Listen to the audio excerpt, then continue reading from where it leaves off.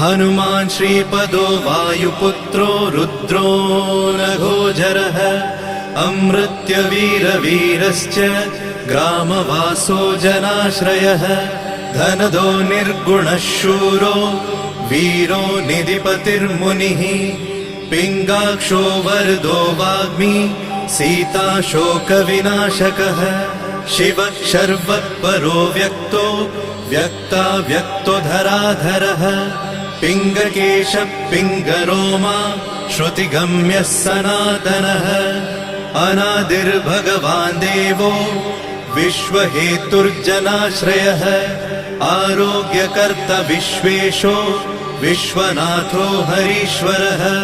भर्गो रामो रामभक्तः कल्याणप्रकृतिस्थिरः विश्वम्भरो विश्वमूर्तिर्विश्वरूपो